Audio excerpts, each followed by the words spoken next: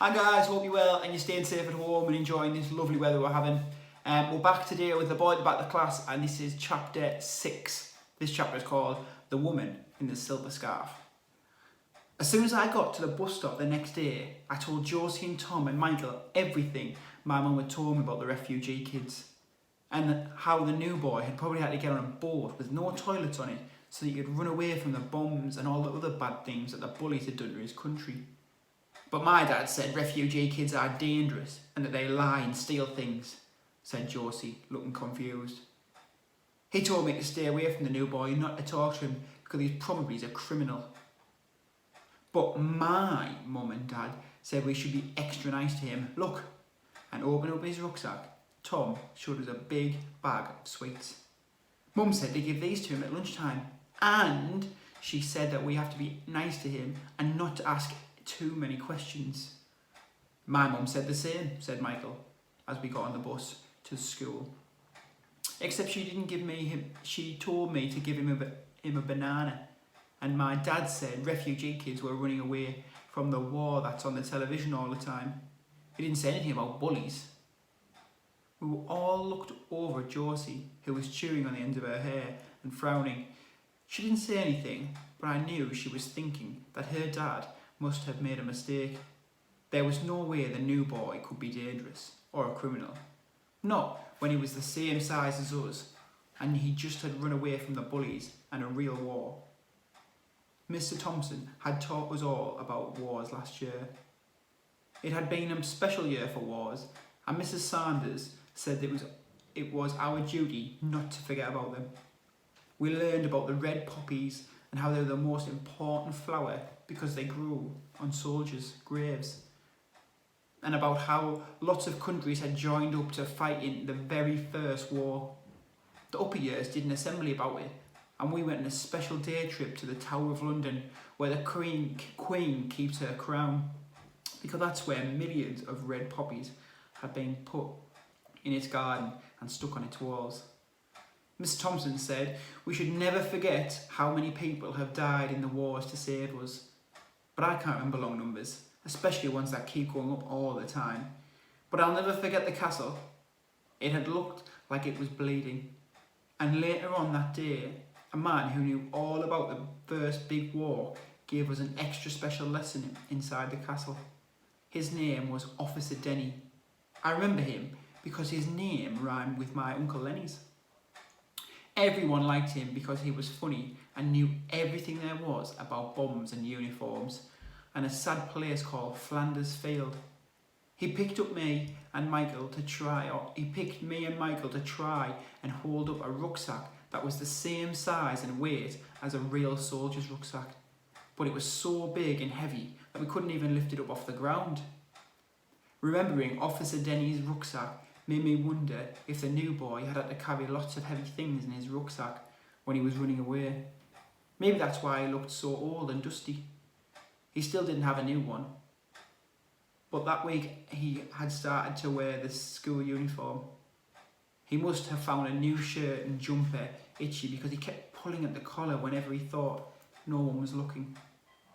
That day, the bus to school was late and got stuck in so much traffic that the driver let everyone get off early, and we had to run half the way, and by the time we got to the playground, the bell had started ringing. I was hot and sweaty and feeling icky when we got into class, so I didn't realise that everyone was quieter than usual. But after a few minutes, I noticed that the Pavinder and Dean, who were clever at everything, was sat at the front of the class. I kept looking over their shoulders.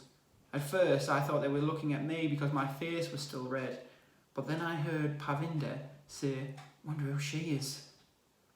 I turned round and saw a grown-up sitting in Clarissa's seat. And not just any grown-up, but one who was talking to the new boy. And the new boy was talking to her. I poked Josie in the arm and said, "Look." Josie turned around and whispered, "Where's Clarissa?" We looked around the classroom and then saw that Clarissa was sitting at the end of a row on Facility and Natasha's table. She looked much happier. "Hurry up and settle down, please," said Mrs. Khan as she picked up the register. Before we head to assembly, I want to introduce you to a very special person. But let's make sure you're all here first. After she had finished calling everyone's names, Mrs. Khan said, "Now class, I want you to all say good morning to Mrs. Hemsey, our new class assistant." Miss Hemsey stood up and smiled at everyone. "Good morning, Mrs. Hemsey," we all said. I'm sure it always been like, "Good morning, Miss Hemsey," we all said. Half the class shouted it out, and the other half said it quite quietly, as if they weren't sure Mrs. Khan had given them the right name to say. I shouted it out. I was shouting out new names. It makes them feel more real. Mrs. Hemsey smiled and said, "Good morning, everyone. Mrs. Hemsey will be helping Ahmet with his lessons from now on. And if we're lucky, in a few weeks, she'll be helping Ahmet to do a presentation about his hometown and how he feels about being here in London." Everyone turned to stare at Miss Hemsey as she nodded and smiled and then sat back down. "She looks nice," whispered Josie. "I like her scarf." I looked back over my shoulder because I liked the scarf Mrs. Hemsey was wearing on her head too. It looked like a silver river and it had a diamond pin clipped onto one of the sides that looked like a star. She had one of those smiles where the person smiling never shows any teeth, but I liked it. And her eyes looked like they'd been drawn around with thick black pencil, which made them look bigger and more interesting. The new boy seemed to like her too, and when we sat down, she whispered something to him and patted him on the back, which made him nod. I felt happy for him. He had someone to talk to, and he didn't have to sit next to Clarissa anymore. It's much nicer to sit next to someone who isn't always trying to get away from you and all the time has a diamond pin in her scarf.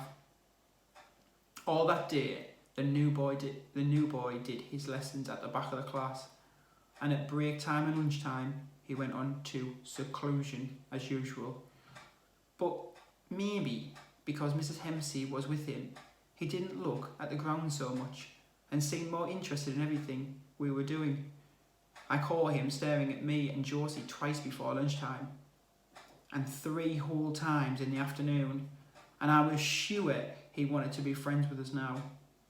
At home time, we waited just as we always did by the gates, but this time, all of us had something to give him.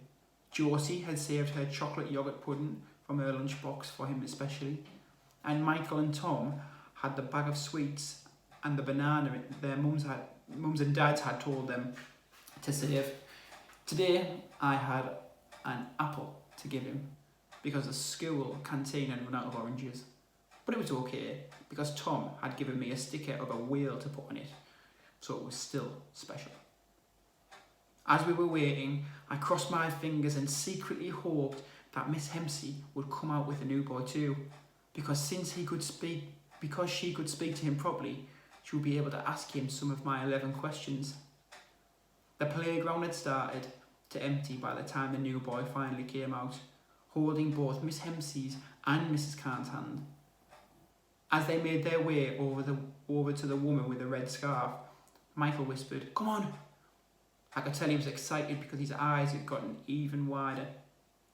Michael's eyes always get wider when he can't wait to do something. We all ran over to the new boy and gave him our gifts. "This is from me," said Tom, holding out the large bag of sweets like a trophy. "There are cola bottles in there and flying Whizbees and some toffee melts too." "And this is from me," said Josie, holding out a chocolate pudding. "It's my favourite." This is just a banana, but look," said Michael, turning over to show the new boy a row of stickmen he had drawn in it. "And this is from me," I said, holding out the apple. The new boy looked up, his arms full, and gave us each a happy nod. I could tell it was a happy nod and not just an ordinary nod, because even though his mouth wasn't smiling, his lion eyes looked happy. Miss Hemsey bent down and said something in a foreign language into the new boy's ears. He nodded at them, looking up at us, said very slowly, "Thank you, friends." Josie, Michael, Tom and me nodded and beamed, and then, all at once, started talking. "Do you want to come and play football with us tomorrow?" shouted Tom. "At break time. I'll get you another one of those puddings tomorrow if you like them," explained Josie. "I'll ask Mum to give me something better than banana," cried out Michael. "What about mini muffins?" "And I'm going to get something better than an apple tomorrow. What's your favourite fruit?" I asked. The new boy looked at us, then looked at Miss Hempsey and Mrs. Khan, and then the woman in the red scarf. They were all smiling, and the woman in the red scarf ruffled his hair, just like Mum had ruffled my hair the night before. "Now, kids," said Mrs. Khan, bending down so her face was the same height as ours. "These are all wonderful gifts, and I know Ahmet is thankful for them. But he needs to learn just a little bit more English before he can answer your questions, okay?" We all looked at each other, and then at Mrs. Khan, and then nodded. "But I think that's a very good idea of yours, Tom. Maybe Ahmet would like to play football with you tomorrow at break time." Mrs. Khan looked over at Miss Hempsey, who gave a nod. "Yes, that's a very good idea." "Awesome," said Tom, and he was so excited that he gave the new boy a thump on the arm. Then the new boy looked at Tom, then at his arm, as if he wasn't quite sure what had just happened. "And there's no need to give him so many presents every day," said the woman in the red scarf, laughing. "It's so lovely, but we don't want to rot Ahmet's teeth, do we now?" We all shook our heads. If you still want to give him something at home time, just choose one thing between you all, and that'll be more than enough, okay?" We all nodded, then cried out, "Miss Hempsey!" I hadn't meant to say it so loudly, but I was so excited at the thought of having one of my questions answered that I couldn't help myself. "Yes," smiled Miss Hempsey. "Can I, where is he from? Like which country? And what language does he speak?" I asked, looking at the new boy. Miss Hempsey's smile widened, even though she still didn't show any of her teeth. "Ahmet is from a country called Syria, and he speaks a language called Kurdish." Do you speak that? And English?" asked Josie, looking impressed.